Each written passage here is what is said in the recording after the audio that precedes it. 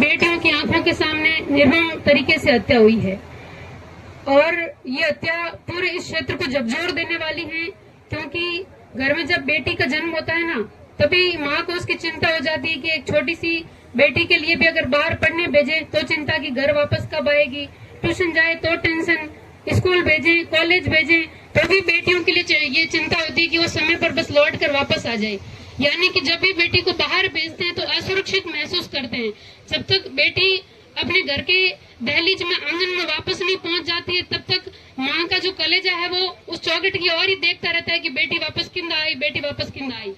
यानी कि घर का आंगन, घर की चौखट सबसे महफूज, सबसे सुरक्षित जगह होती है। उसके बावजूद घर में सो रही एक माँ की जब निर्मम तरीके से हत्या कर दी जाती है, यानी कि इससे सुरक्षित क्या होगा कि घर में सोते हुए और जो छोटी छोटी नन्ही नन्ही बच्चियां हैं, भले ही अपराधी कोई भी हो, चाहे कोई परिवार से किसी का नाम आ रहा हो, चाहे बाहर से कोई हो या ये हत्या करने वाला कोई और हो,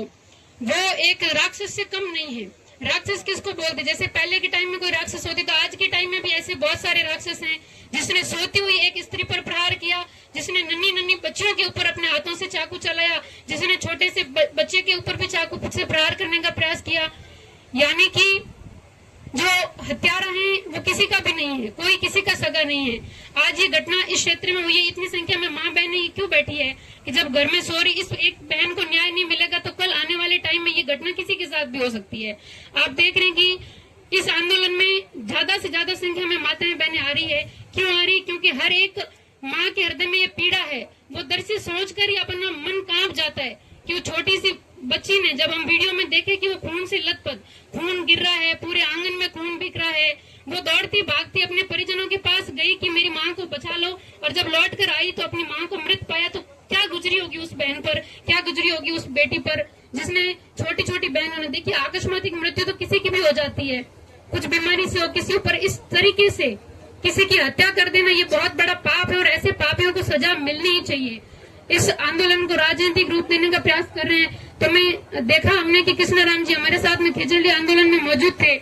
इनसे कहा भी किया तो भी ये जब जनप्रतिनिधि आए तो मंच पर नहीं आए कि मैं नहीं आवा, हाथ जोड़न मना करियो कि लोग हमारे ऊपर राजनीतिक आरोप लगाए। ये ज्यादा से ज्यादा मंच से दूर रहने का प्रयास करते हैं, बोलने का भी कम प्रयास करते हैं ताकि कोई राजनीतिक हमारे ऊपर आरोप ना लगाए।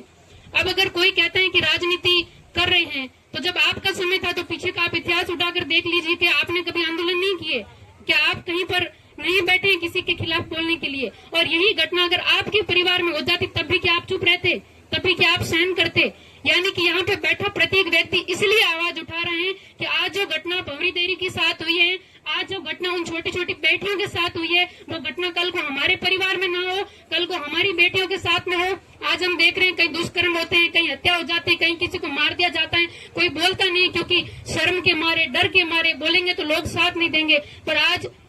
एक अपने आप में ये बहुत गर्व की बात है कि 36 कौम के लोग एक साथ बैठकर ये आवाज उठा रहे हैं और इस आवाज के कारण ही अगर भंवरी देवी को आज न्याय मिल गया तो पुनः कोई ऐसा अपराधी ऐसा अपराध करने का दुस्साहस नहीं करेगा, क्योंकि फिर से लोग एक साथ होकर एकजुटता से अन्याय के खिलाफ आवाज उठाएंगे और अत्याचार करने वाला, हत्या करने वाला कभी भी बख्शा नहीं जाएगा। तो ये आवाज जब तक हत्या करने वाले को सजा नहीं मिल जाती और भंवरी देवी को न्याय नहीं मिल जाता, तब तक ये आवाज रुकनी नहीं चाहिए और यहाँ से वापस नहीं मुड़कर जाना चाहिए, क्योंकि एक बार चले गए तो